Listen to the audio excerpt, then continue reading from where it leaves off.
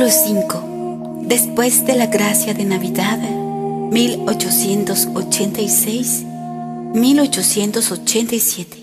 Si el cielo me colmaba de gracias, no era porque yo lo mereciese, pues era aún muy imperfecta. Es cierto que tenía un gran deseo de practicar la virtud, pero lo hacía de una manera muy peregrina. He aquí un ejemplo.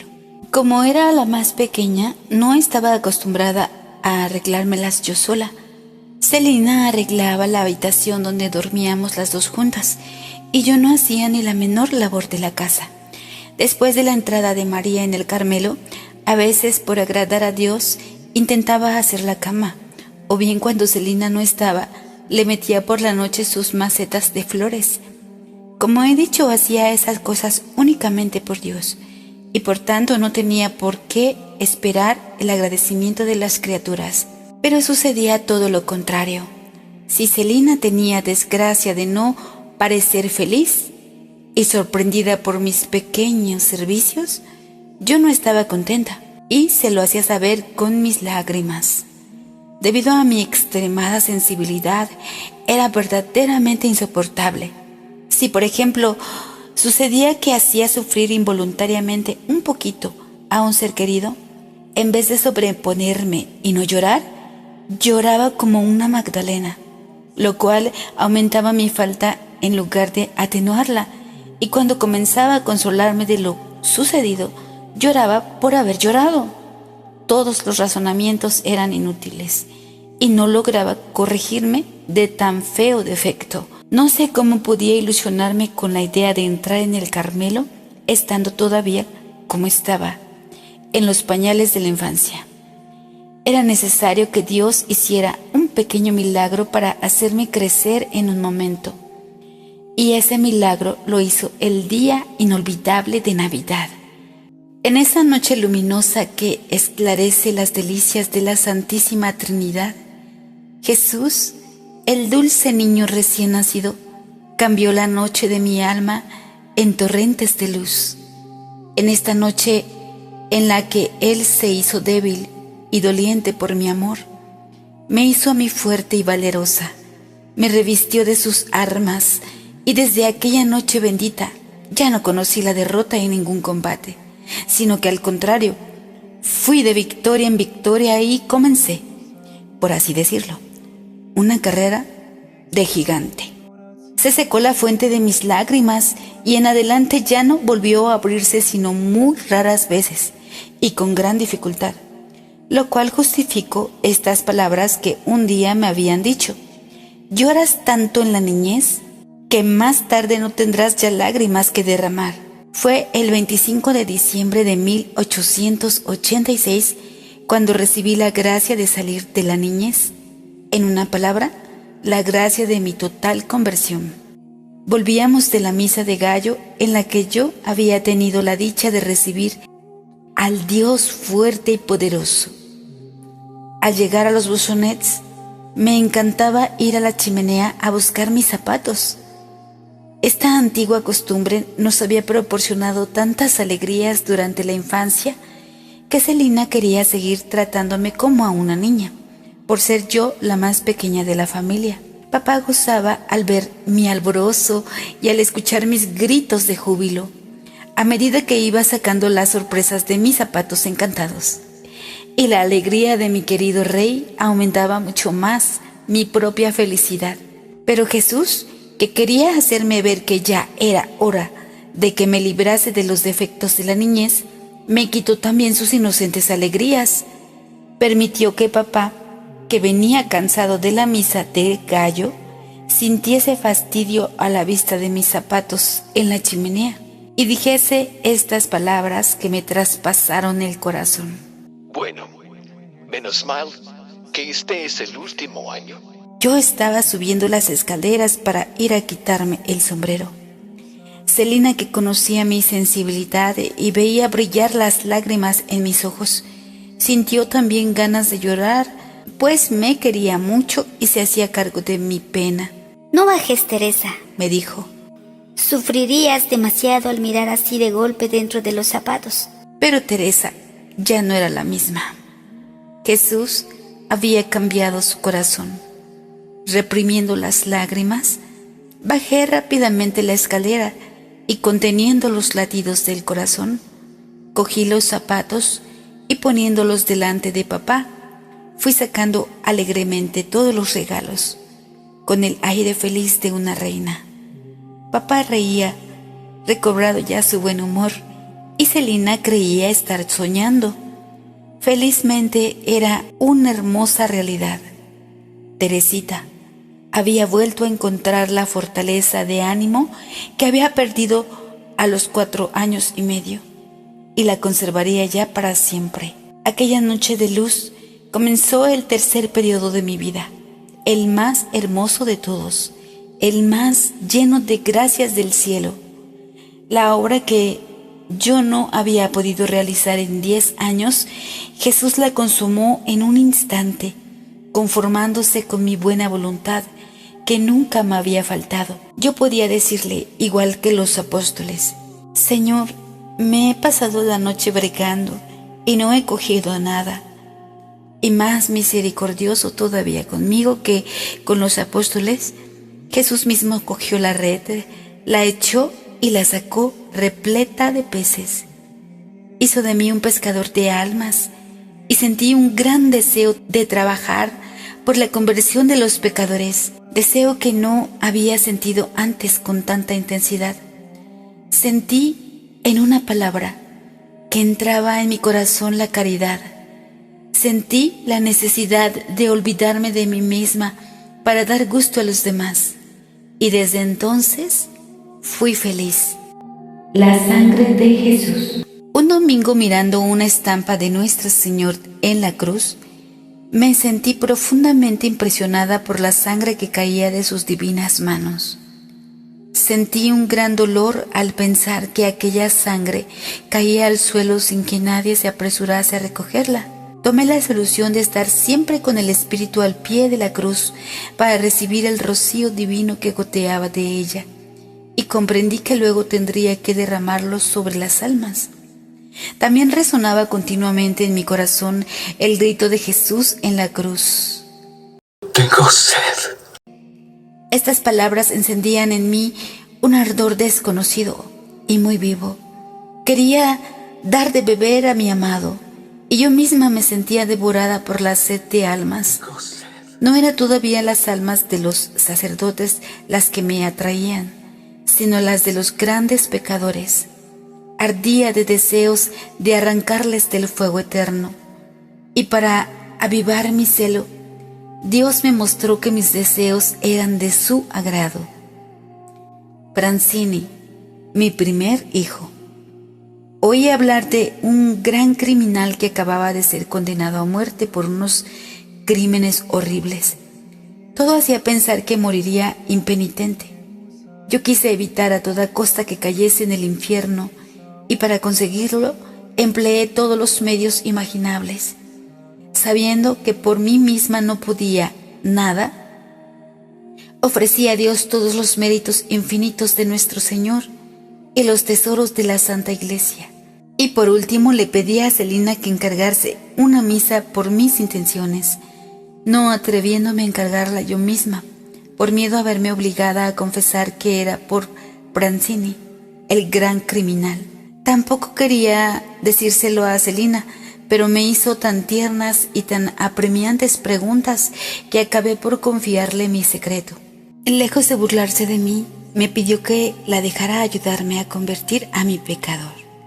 Yo acepté agradecida, pues hubiese querido que todas las criaturas se unieran a mí para implorar gracia para el culpable. En el fondo de mi corazón yo tenía la plena seguridad de que nuestros deseos serían escuchados. Pero para animarme a seguir rezando por los pecadores, le dije a Dios que estaba completamente segura de que perdonaría al pobre infeliz de Francini, y que lo creería aunque no se confesase ni diese muestra alguna de arrepentimiento. Tanta confianza tenía en la misericordia infinita de Jesús, pero que, simplemente para mi consuelo, le pedía tan solo una señal de arrepentimiento. Mi oración fue escuchada al pie de la letra.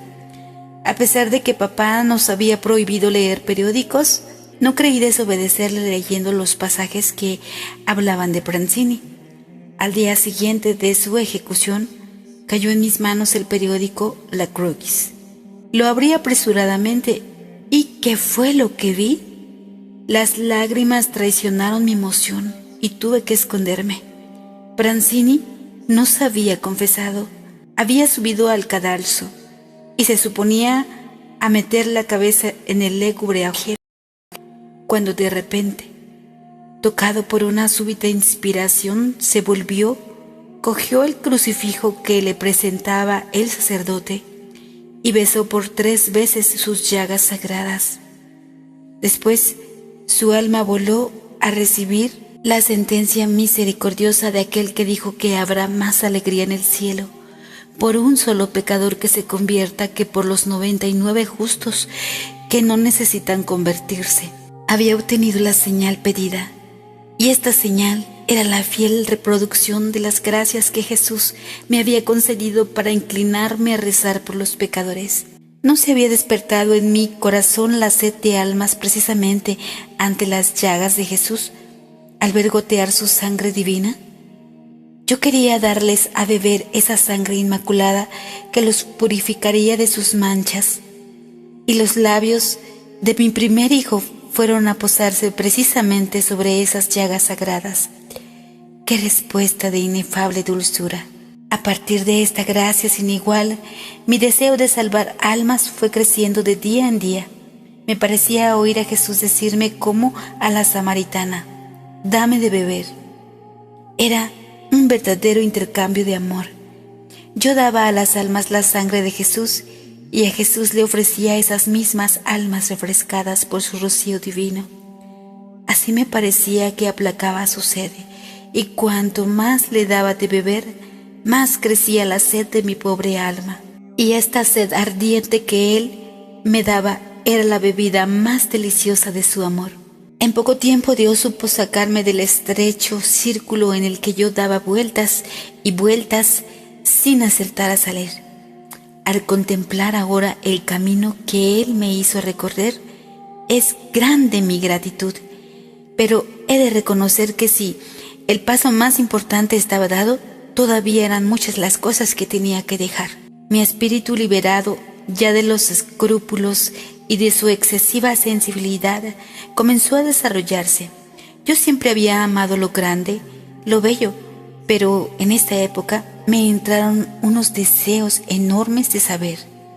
No me conformaba con las clases y con los deberes que me ponía mi profesora, y me dediqué a hacer por mi cuenta estudios extras de historia y de ciencias.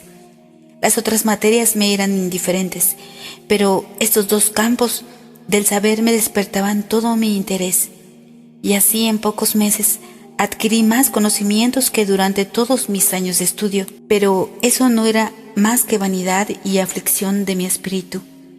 Me venía con frecuencia a la memoria el capítulo de la imitación en que se habla de las ciencias, pero no obstante, yo encontraba la forma de seguir, diciéndome a mí misma que, estando en edad de estudiar, ningún mal había en hacerlo. No creo haber ofendido a Dios, aunque reconozco que perdí inútilmente el tiempo, pues solo le dedicaba un número limitado de horas que no quería rebasar, a fin de mortificar mi deseo exacerbado de saber. Estaba en la edad más peligrosa para las chicas, pero Dios hizo conmigo lo que cuenta Ezequiel en sus profecías. Al pasar junto a mí Jesús, vio que yo estaba ya en la edad del amor. Hizo alianza conmigo y fui suya. Extendió su manto sobre mí, me lavó con perfumes preciosos, me vistió de bordados y me adornó con collares y con joyas sin precio. Me alimentó con flor de harina, miel y aceite en abundancia. Me hice cada vez más hermosa a sus ojos y llegué a ser como una reina. Sí, Jesús hizo todo eso conmigo. Podría repetir esas palabras que acabo de escribir y demostrar que todas ellas, una por una, se han realizado en mí, pero las gracias que he referido más arriba son ya prueba suficiente de ello. Solo voy a hablar del alimento que me dio en abundancia. La imitación y Arminjon. Desde hacía mucho tiempo yo venía alimentando con la flor de harina contenida en la imitación. Este era el único libro que me ayudaba, pues no había descubierto todavía los tesoros escondidos en el Evangelio. Me sabía de memoria casi todos los capítulos de mi querida imitación. Y ese librito no me abandonaba nunca. En verano lo llevaba en el bolsillo y en invierno en el manguito. Era ya una costumbre. En casa de mi tía se divertían mucho a costa de eso, y abriéndolo al azar, me hacían recitar el capítulo que tenía ante los ojos. A mis 14 años, con mis deseos de saber, Dios pensó que era necesario añadir a la flor de harina miel y aceite en abundancia. Esa miel y ese aceite me los hizo encontrar en las charlas del señor abate Arminjon sobre el fin del mundo presente y los misterios de la vida futura. Este libro se lo habían prestado a papá mis queridas carmelitas. Por eso, contra mi costumbre, pues yo no leía los libros de papá, le pedí permiso para leerlo. Esa lectura fue también una de las mayores gracias de mi vida. La hice asomada a la ventana de mi cuarto de estudio, y la impresión que me produjo es demasiado íntima y demasiado dulce para poder contarla. Todas las grandes verdades de la religión y los misterios de la eternidad sumergían mi alma en una felicidad que no era de esta tierra. Vislumbraba ya lo que Dios tiene reservado para los que le aman, pero no con los ojos del cuerpo, sino con los del corazón. Y viendo que las recompensas eternas no guardaban la menor proporción con los insignificantes sacrificios de la vida, quería amar apasionadamente a Jesús y darle 1000 muestras de amor mientras pudiese. Copié varios pasajes sobre el amor perfecto y sobre la acogida que Dios dispensará a los elegidos cuando Él mismo sea su grande y eterna recompensa. Y repetía sin cesar las palabras de amor que habían abrazado mi corazón. Celina se había convertido en la confidente íntima de mis pensamientos. Desde la noche de Navidad ya podíamos comprendernos. La diferencia ya no existía, pues yo había crecido en estatura y sobre todo en gracia. Anteriormente a esta época, yo me quejaba con frecuencia de no conocer los secretos de Celina. Ella me contestaba que yo era demasiado pequeña y que tendría que crecer la altura de un taburete para que pudiese tener confianza en mí. A mí me gustaba subirme a aquel precioso taburete cuando estaba junto a ella, y le decía que me hablase íntimamente, pero la treta no me daba resultado. La distancia nos seguía separando. Jesús, que quería hacernos progresar juntas, formó en nuestros corazones unos lazos más fuertes que los de la sangre. Nos hizo hermanas del alma. Se hicieron realidad en nosotros las palabras del cántico espiritual de San Juan de la Cruz, cuando la esposa exclama hablando al esposo: «Azaga de tu huella, las jóvenes discurren el camino al toque de centella, al adobado vino, emisiones de bálsamo divino». Sí, seguíamos muy ligeras las huellas de Jesús, las centellas de amor que Él sembraba a manos llenas en nuestra alma, y el vino fuerte y delicioso que nos daba a beber hacían desaparecer de nuestra vida las cosas pasajeras, y de nuestros labios brotaban emisiones de amor inspiradas por Él. Qué dulces eran las conversaciones que todas las noches teníamos en el mirador. Con la mirada hundida en la lejanía, contemplábamos la blanca luna que se elevaba lentamente por detrás de los altos árboles y los reflejos plateados que derramaba sobre la naturaleza dormida, las brillantes estrellas que titilaban en el azul profundo, el soplo ligero de la brisa nocturna que hacía flotar las nubes de nieve, y todo elevaba nuestras almas hacia el cielo, del que no contemplábamos todavía más que el límpido reverso. No sé si me equivoco, pero creo que la expansión de nuestras almas se parecía a la de Santa Mónica y su hijo, cuando en el puerto de Ostia caían los dos sumidos en éxtasis a la vista de las maravillas del Creador. Me parece que recibíamos gracias de un orden tan elevado como las concedidas a los grandes santos. Como dice la imitación, a veces Dios se comunica en medio de un fuerte resplandor, a veces tenuemente velado bajo sombras y figuras. De esta manera se dignaba manifestarse a nuestras almas.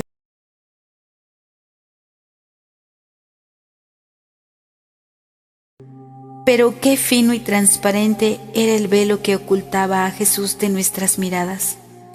No había lugar para la duda.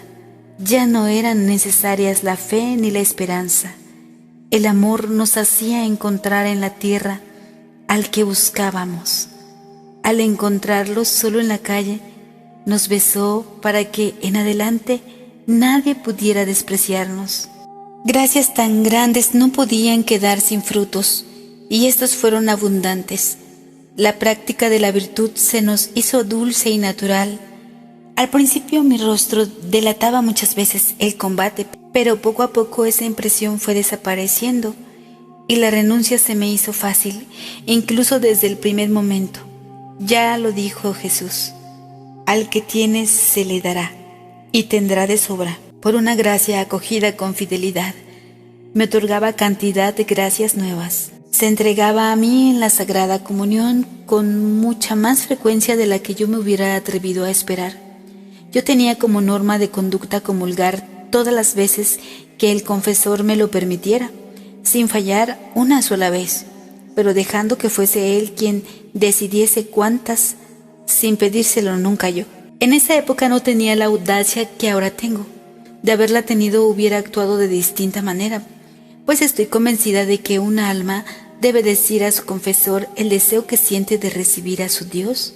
Él no baja del cielo un día y otro día para quedarse en un copón dorado, sino para encontrar otro cielo que le es infinitamente más querido que el primero, el cielo de nuestra alma, creada a su imagen y templo vivo de la adorable Trinidad.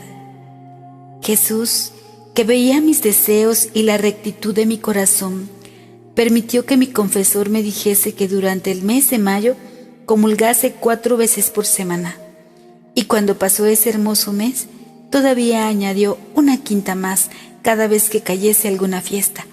Al salir del confesionario, brotaron mis ojos lágrimas muy dulces. Me parecía como si Jesús mismo quisiera entregarse a mí, pues echaba muy poco tiempo para confesarme y nunca dije ni una palabra acerca de mis sentimientos interiores. El camino por el que iba era tan recto y luminoso que no necesitaba más guía que a Jesús. Comparaba a los directores a espejos fieles que reflejaban a Jesús en las almas y decía que en mi caso Dios no se servía de intermediarios, sino que actuaba directamente Él. Deseos de entrar en el Carmelo. Cuando un jardinero rodea de cuidados a una fruta que quiere que madure antes de tiempo, no es para dejarla colgada en el árbol, sino para presentarla en una mesa ricamente servida. Con parecida intención prodigaba Jesús sus gracias a su florecita.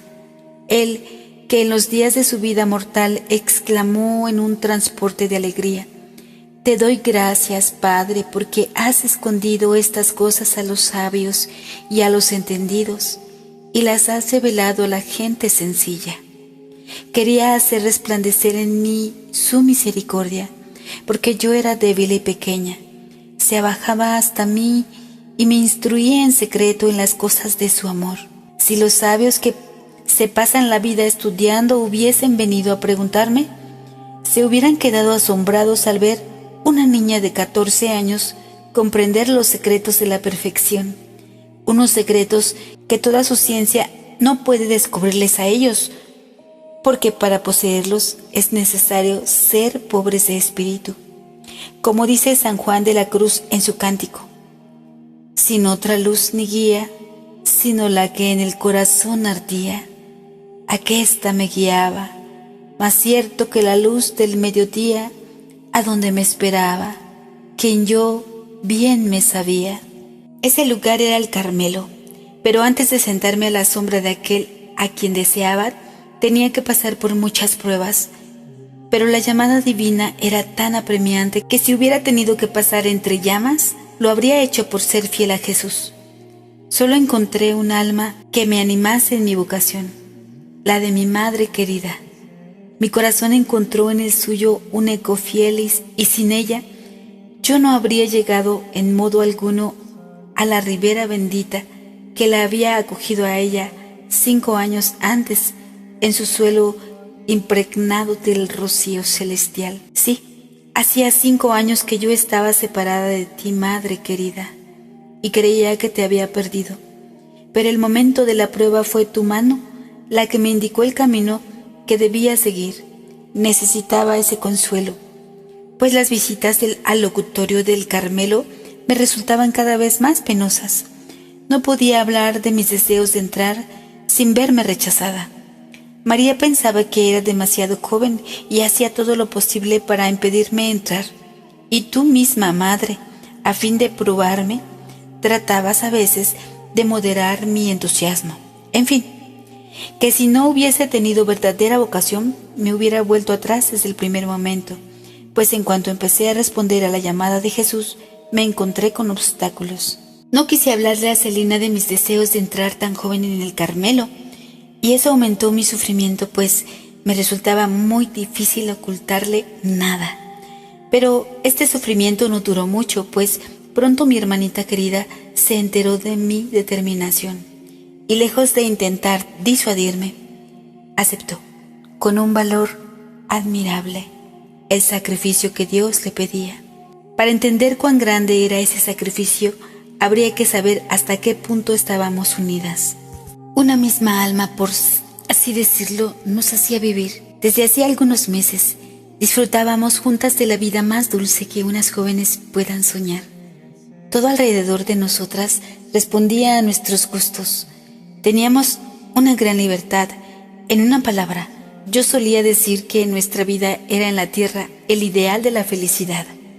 Pero apenas habíamos comenzado a saborear ese ideal de la felicidad, tuvimos que renunciar libremente a él, y mi querida Celina no se rebeló ni por un instante. Sin embargo, podría haberse quejado, ya que Jesús no la llamaba a ella la primera.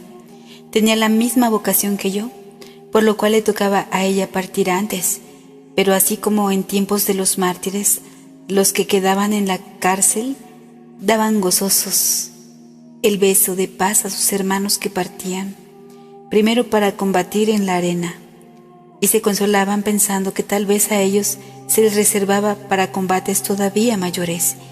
Igualmente Celina dejó alejarse a su Teresa y se quedó sola para el glorioso y sangriento combate al que Jesús la tenía destinada como privilegiada de su amor. Celina, pues, se convirtió en confidente de mis luchas y de mis sufrimientos, y tomó en ella tanta parte como si hubiera tratado de su propia vocación. De parte de ella no temía yo ninguna oposición. Confidencia a mi padre. Lo que no sabía era qué medio emplear para decírselo a papá. ¿Cómo hablarle de separarse de su reina? A él que acababa de sacrificar a sus 3 hijas mayores. ¿Cuántas luchas interiores no tuve que sufrir antes de sentirme con ánimos para hablar? Sin embargo, tenía que decirle. Yo iba a cumplir 14 años y medio, y solo 6 meses nos separaban de la hermosa noche de Navidad, en que había decidido ingresar a la misma hora en que el año anterior había recibido mi gracia. Escogí el día de Pentecostés para hacerle a papá mi gran confidencia. Todo el día estuve suplicando a los santos apóstoles que intercedieran por mí y que me inspiraran ellos las palabras que habría de decir. ¿No eran ellos, en efecto, quienes tenían que ayudar a aquella niña tímida que Dios tenía destinada a ser apóstol de apóstoles por medio de la oración y el sacrificio? Hasta por la tarde, al volver de vísperas, no encontré la ocasión de hablar a mi papaíto querido. Había ido a sentarse al borde del aljibe y desde allí, con las manos juntas, contemplaba las maravillas de la naturaleza. El sol, cuyos rayos habían perdido ya su ardor, doraba las copas de los altos árboles en los que los pajarillos cantaban alegres su oración de la tarde. El hermoso rostro de papá tenía una expresión celestial. Comprendí que la paz inundaba su corazón. Sin decir una sola palabra, fui a sentarme a su lado, con los ojos bañados ya en lágrimas. Me miró con ternura y cogiendo mi cabeza, la apoyó en su pecho diciéndome: ¿Qué te pasa, Reinecita? Cuéntamelo. Luego, levantándose como para disimular su propia emoción, echó a andar lentamente, manteniendo mi cabeza apoyada en su pecho. A través de las lágrimas le confié mi deseo de entrar en el Carmelo, y entonces sus lágrimas se mezclaron con las mías, pero no dijo una palabra para hacerme desistir de mi vocación. Simplemente se contentó con hacerme notar que yo era todavía muy joven para tomar una decisión tan grave. Pero yo defendí también mi causa, que papá, con su modo de ser sencillo y recto, quedó pronto convencido de que mi deseo era el de Dios, y con su fe profunda me dijo que Dios le hacía un gran honor al pedirle así a sus hijas. Seguimos paseando un largo rato, mi corazón confortado por la bondad con que aquel Padre incomparable había acogido mis confidencias. Se volcó dulcemente en el suyo. Papá parecía gozar de esa alegría serena que da el sacrificio consumado. Me habló como un santo, y me gustaría acordarme de sus palabras para transcribirlas aquí, pero solo conservo de ellas un recuerdo demasiado perfumado para poderlo expresar. De lo que sí me acuerdo perfectamente es de la acción simbólica que mi querido rey realizó sin saberlo. Acercándose a un muro poco elevado, me mostró unas florecillas blancas, parecidas a lirios en miniatura, y tomando una de aquellas flores, me la dio, explicándome con cuánto esmero Dios la había hecho nacer y la había conservado hasta aquel día. Al oírle hablar, me parecía estar escuchando mi propia historia. Tanta semejanza había entre lo que Jesús había hecho con aquella florecilla y con Teresita. Recibí aquella flor como una reliquia y observé que, al querer cogerla, papá había arrancado todas sus raíces sin troncharlas, como si estuviera destinada a seguir viviendo en otra tierra más fértil que el blando musgo en el que habían transcurrido sus primeras alboradas.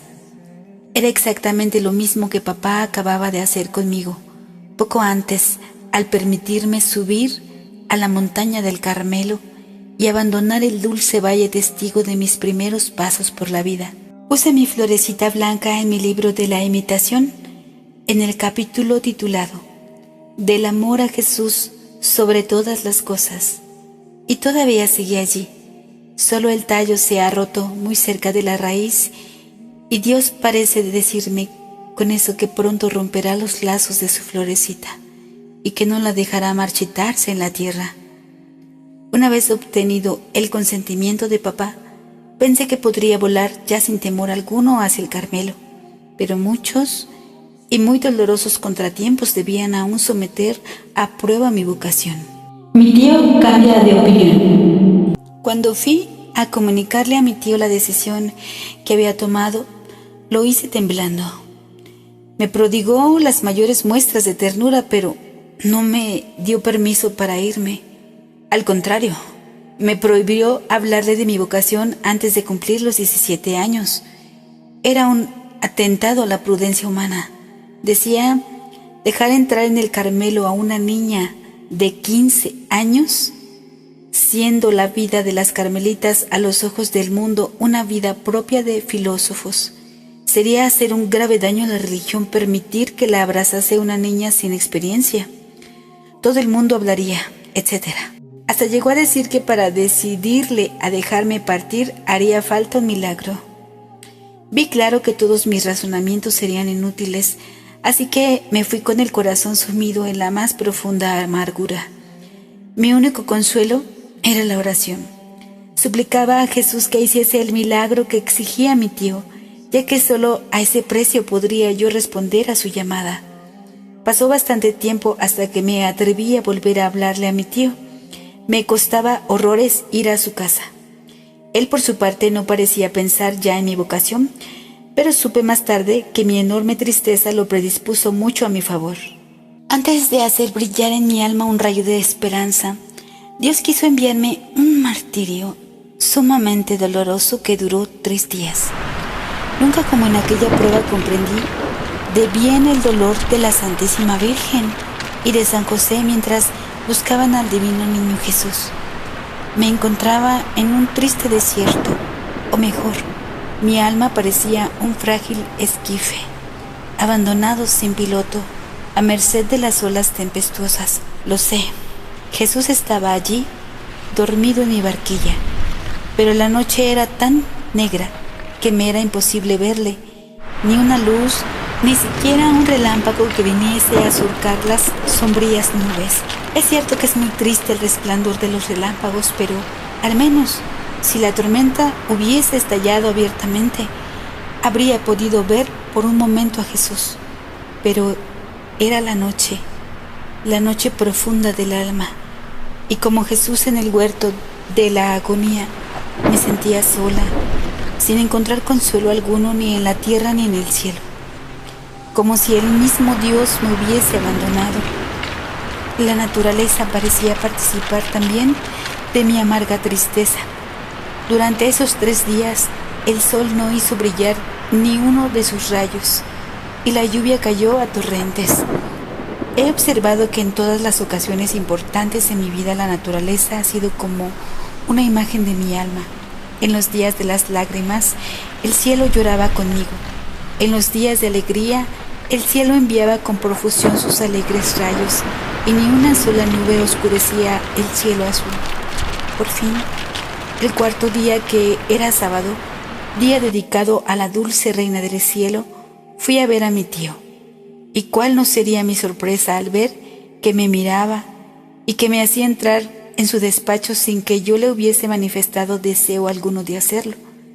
Empezó dirigiéndome tiernos reproches por portarme con él como si le tuviera miedo, y luego me dijo que no hacía falta pedir un milagro, que él solo había pedido a Dios que le diera una simple inclinación del corazón, y que había sido escuchado.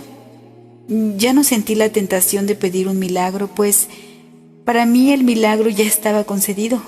Mi tío no era el mismo.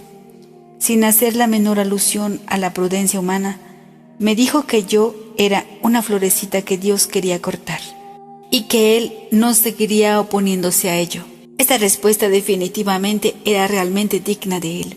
Por 3.ª vez, este cristiano de otros tiempos permitía que una de las hijas adoptivas de su corazón fuera a sepultarse lejos del mundo. También mi tía fue admirable por su ternura y su prudencia. No recuerdo que durante el tiempo de mi prueba me haya dicho una sola palabra que pudiera aumentarla. Yo veía que le daba mucha pena a su pobre Teresita. Por eso, cuando obtuve el consentimiento de mi tío, también ella me dio el suyo, aunque no sin hacerme ver de 1000 maneras que mi partida le iba a costar mucho. ¡Ay! ¡Qué lejos estaban nuestros queridos parientes de sospechar entonces que tendrían que renovar otras 2 veces ese mismo sacrificio! Pero Dios, al tender la mano para seguir pidiendo, no la presentó vacía. Sus amigos más queridos pudieron beber en ella, y con abundancia, la fuerza y el valor que tanto necesitaban. Pero mi corazón me ha llevado muy lejos del tema. Vuelvo a él casi a disgusto. Después de la respuesta de mi tío, ya comprenderás. Madre mía, con qué alegría emprendí el camino de regreso a los Busonets, bajo un hermoso cielo en el que las nubes se habían disipado por completo. También en mi alma había cesado la noche. Jesús, despertándose, me había devuelto la alegría. El ruido de las olas se había calmado. En lugar del viento de la prueba, henchía mi vela una brisa ligera, y yo creía que pronto llegaría a la ribera bendita que ya divisaba muy cerca de mí.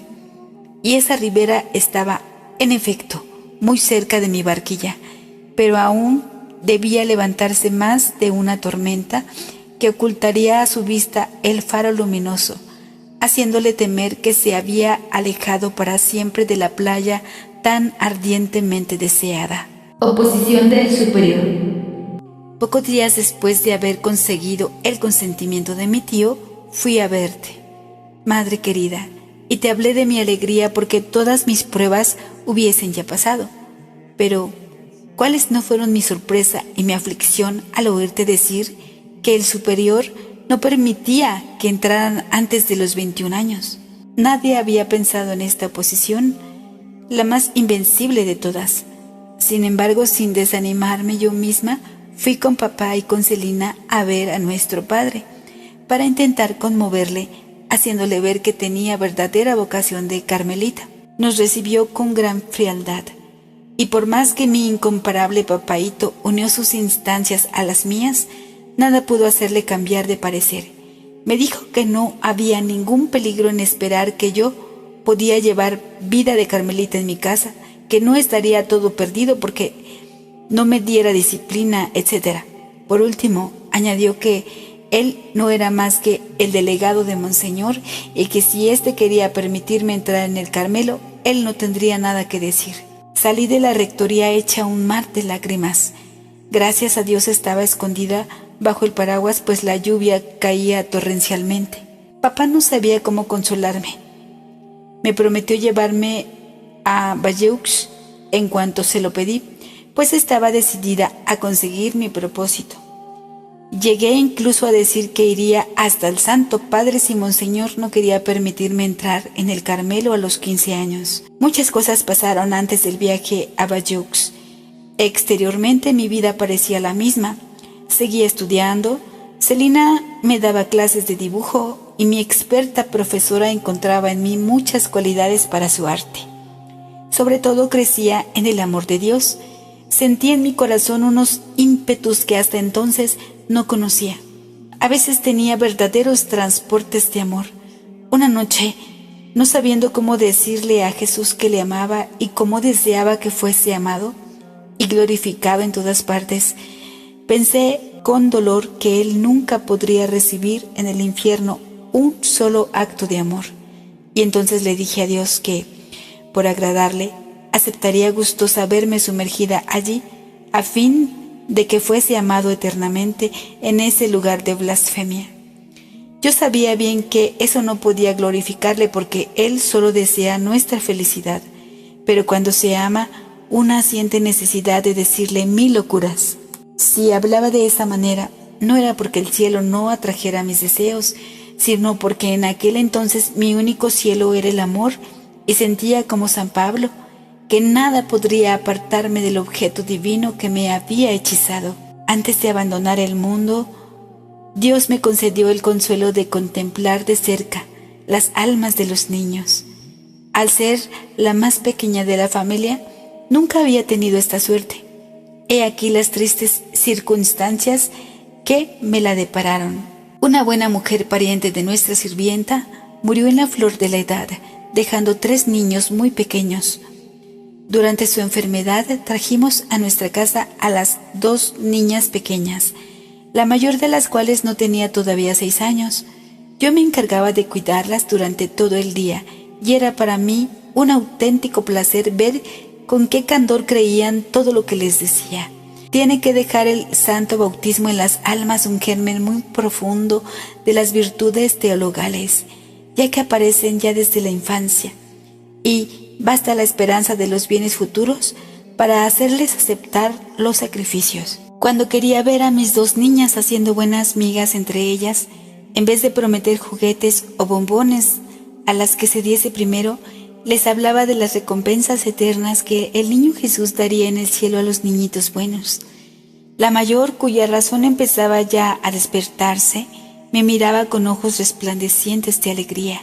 Me hacía 1000 preguntas encantadoras sobre el niño Jesús y su hermoso cielo, y me prometía entusiasmada ceder siempre ante su hermana. Y me decía que jamás en la vida olvidaría lo que la gran señorita, como ella me llamaba, le había enseñado. Viendo de cerca a estas almas inocentes, comprendí la desgracia que supone el no formarlas bien desde su mismo despertar, cuando se asemejan a la cera blanda sobre la que se puede dejar grabada la huella de las virtudes, pero también la huella del mal. Comprendí lo que dice Jesús en el Evangelio: mejor sería ser arrojado al mar que escandalizar a uno solo de estos pequeños. ¿Cuántas almas llegarían a la santidad si fuesen bien dirigidas? Sé muy bien que Dios no tiene necesidad de nadie para realizar su obra.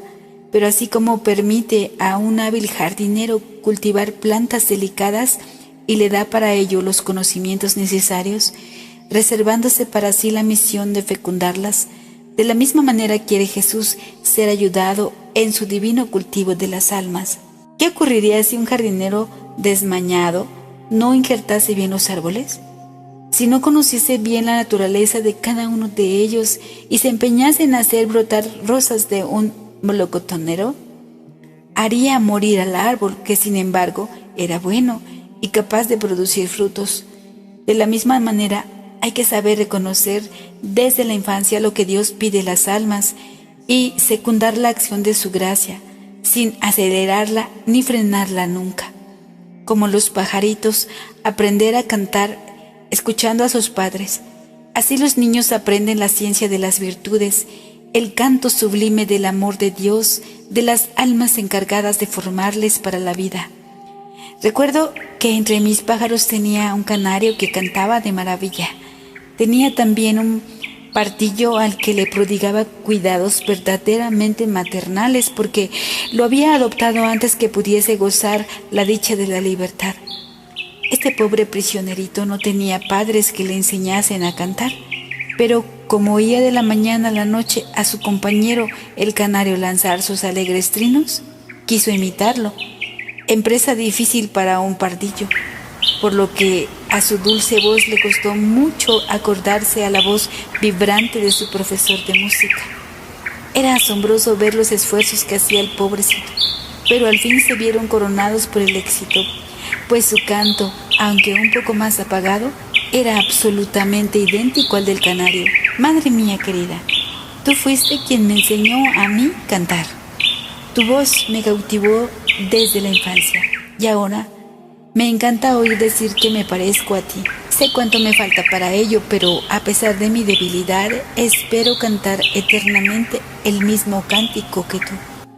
Antes de mi entrada en el Carmelo, tuve también otras muchas experiencias sobre la vida y las miserias del mundo, pero esos detalles me llevarían demasiado lejos.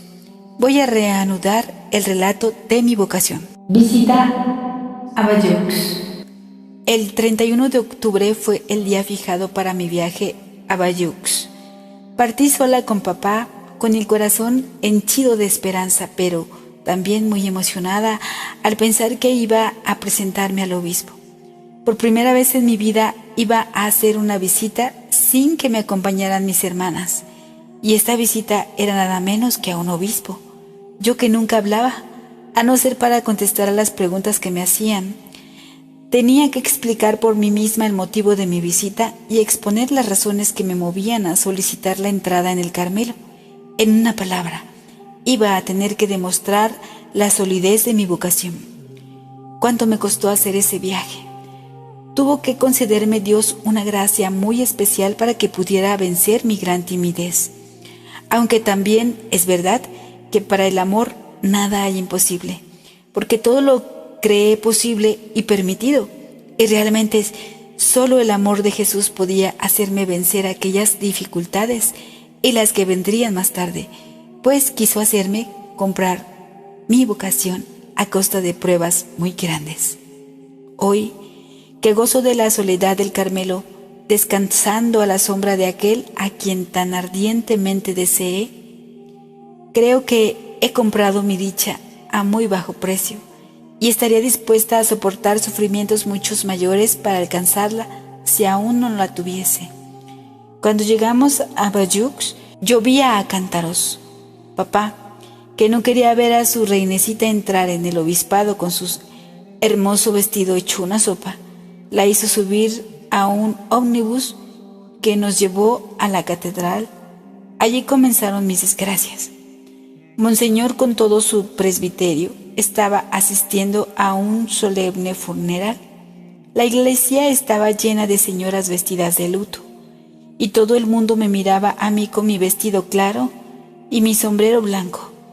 Hubiera querido salir de la iglesia, pero no había ni qué pensarlo a causa de la lluvia. Y para humillarme más todavía, Dios permitió que papá, con su sencillez patriarcal, me hiciese pasar hasta el fondo de la catedral. Yo, por no disgustarlo, Obedecí de buen grado y ofrecí aquella distracción a los habitantes de Bayeux, a los que deseaba no haber conocido en mi vida. Por fin pude respirar tranquila en una capilla que había detrás del altar mayor, y allí me quedé un largo rato rezando con fervor, en espera de que la lluvia cesase y nos dejase salir. Al salir, papá me hizo admirar la belleza del edificio, que al estar vacío parecía mucho mayor, pero a mí solo una idea me ocupaba el pensamiento, y no podía encontrarle gusto a nada. Fuimos directamente a ver al señor Reveroni, que estaba informado de nuestra llegada y que había fijado él mismo la fecha del viaje, pero estaba ausente, así que tuvimos que andar errando por las calles que me parecieron muy tristes. Por fin volvimos cerca del obispado y papá me llevó a un hotel en el que no hice honor al buen cocinero. Mi pobre papaíto me demostraba una ternura casi increíble. Me decía que no me preocupara, que seguro que Monseñor me concedería lo que iba a pedirle. Después de descansar un poco, volvimos en busca del señor Reveroni. Llegó al mismo tiempo que nosotros un señor, pero el vicario general le pidió cortésmente que esperara y nos hizo entrar nosotros primero en su despacho. El pobre señor tuvo tiempo de aburrirse, pues nuestra visita fue larga. El señor Reveroni se mostró muy amable, pero creo que le sorprendió mucho el motivo de nuestro viaje. Después de mirarme sonriente y de hacerme algunas preguntas, nos dijo: «Voy a presentarles a Monseñor. Tengan la bondad de acompañarme». Y al ver brillar lágrimas en mis ojos, añadió: «Pero bueno, estoy viendo diamantes. No podemos enseñárselos a Monseñor». Nos hizo atravesar varios aposentos muy amplios, adornados con retratos de obispos. Viéndome en aquellos enormes salones, me sentía como una pobre hormiguita. Me preguntaba qué me atrevería a decirle a Monseñor. Él estaba paseando por una galería con dos sacerdotes. Vi que el señor Reveroni le decía unas palabras y volvía con él. Nosotros lo esperábamos en su despacho, donde había 3 enormes sillones colocados delante de la chimenea en la que chisporroteaba un buen fuego. Al ver entrar a su excelencia, papá se arrodilló a mi lado para recibir su bendición. Luego Monseñor hizo tomar asiento a papá en uno de los sillones. Se sentó frente a él y el señor Reveroni quiso que yo ocupara el del medio. Rehusé cortésmente, pero él insistió, diciéndome que tenía que demostrar si era capaz de obedecer. Me senté enseguida, sin pensarlo 2 veces, y tuve que pasar por la vergüenza de verle a él tomar una silla mientras yo me veía arrellanada en un sillón donde habrían cabido cómodamente 4 como yo, y más cómodas que yo, pues me hallaba muy lejos de estarlo. Yo esperaba que hablaría papá, pero me dijo que explicara yo misma a Monseñor el motivo de nuestra visita. Lo hice lo más elocuentemente que pude, pero su excelencia, acostumbrado a la elocuencia, no pareció conmoverse mayormente por mis razones. Una sola palabra del superior me hubiera valido mucho más que todas ellas, pero lamentablemente no la tenía, y su oposición no abogaba precisamente en mi favor. Monseñor me preguntó si hacía mucho tiempo que deseaba entrar en el Carmelo. Sí, Monseñor, muchísimo tiempo. Vamos, replicó riendo el señor Reveroni. No dirás que hace 15 años que lo estás deseando. Desde luego, respondí yo riendo también, pero no hay que quitar muchos años porque deseo ser religiosa desde que tengo uso de razón y deseo el Carmelo desde que lo conocí porque me parecía que en esta orden se verían satisfechas todas las aspiraciones de mi alma. No sé, madre querida, si fueron estas exactamente mis palabras. Creo que lo dije todavía peor, pero bueno, eso fue el sentido. Monseñor, creyendo agradar a papá, intentó hacer que me quedara con él algunos años más. Por eso no fue poca su sorpresa y su edificación al verlo ponerse de mi parte e interceder para que me concediera permiso para volar a los 15 años. Sin embargo, todo fue inútil. Dijo que antes de tomar una decisión era indispensable tener una entrevista con el superior del Carmelo. Nada podía yo escuchar que me causase una pena mayor, pues conocía la abierta oposición de nuestro padre. Así que sin tener en cuenta ya la recomendación del señor Reveroni, hice algo más que enseñar diamantes a monseñor. Se los regalé. Vi muy bien que estaba emocionado. Poniendo su mano en mi cuello, apoyó mi cabeza sobre su hombro y me acarició como creo que nunca había acariciado a nadie. Me dijo que no todo estaba perdido y que estaba muy contento de que hiciese el viaje a Roma para afianzar mi vocación y que en vez de llorar debería alegrarme. Añadió que la semana siguiente tenía que ir a Lisieux y que le hablaría de mí al párroco de Santiago y que no dudase que en Italia recibiría su respuesta. Comprendí que era inútil seguir insistiendo. Además, ya no tenía nada más que decir, pues había agotado todos los recursos de mi elocuencia. Monseñor nos acompañó hasta el jardín. Papá le hizo reír mucho contándole que para aparentar más edad me había hecho recoger el pelo. Ese detalle no lo echó Monseñor en saco roto, pues cuando habla de su hijita nunca deja de contar la historia de su pelo. El señor Reveroni quiso acompañarnos hasta la puerta del jardín del obispado y dijo a papá que nunca se había visto una cosa así. Un padre tan deseoso de entregar a Dios a su hija como esta de ofrecerse a él. Papá le dijo algunas explicaciones sobre la peregrinación, entre otras cómo había que ir vestidos para presentarse ante el Santo Padre. Aún lo estoy viendo darse vuelta ante el señor Reveroni, diciéndole: ¿estaré bien así? Él le había dicho también a Monseñor que si él no me daba permiso para entrar en el Carmelo, yo pediría esta gracia al sumo pontífice. Era muy sencillo en sus palabras y en sus modales, mi querido rey, pero era tan guapo. Tenía una distinción tan natural que debió de agradarle mucho a Monseñor, acostumbrado a verse rodeado de personajes que conocían todas las reglas de la etiqueta, pero no al rey de Francia y de Navarra en persona con su reinecita. Cuando llegué a la calle, volvieron a correr las lágrimas, pero no tanto a causa de mi disgusto cuanto por ver que mi papaíto querido acababa de hacer un viaje inútil, el que saboreaba ya por lo adelantado la alegría de enviar un telegrama al Carmelo anunciando la feliz respuesta de Monseñor. Se veía obligado a volver sin respuesta de ninguna clase. Qué disgusto tan grande tenía yo. Me parecía que mi futuro estaba roto para siempre. Cuanto más me acercaba a la meta, más veía embrollarse mis asuntos. Mi alma estaba hundida en la amargura, pero también en la paz, pues lo único que buscaba era la voluntad de Dios. En cuanto llegamos a Lisieux, fui a buscar consuelo en el Carmelo y lo encontré a tu lado, madre querida. No, nunca olvidaré todo lo que tú sufriste por mi causa. Si no temiera profanarlas, sirviéndome de ellas, podría repetir las palabras que Jesús dirigió a los apóstoles la noche de su pasión. Tú has permanecido siempre conmigo en mis pruebas. También mis queridas hermanas me ofrecieron muy dulces consuelos. Y si te gustó, regálame un like, suscríbete. La suscripción es totalmente gratuita, pero lo más importante es que lo compartas, así ayudas en esta obra de evangelización. Espera el siguiente capítulo y con la Virgen María de la mano, hasta la victoria. ¿Quién como Dios? Nadie como Dios.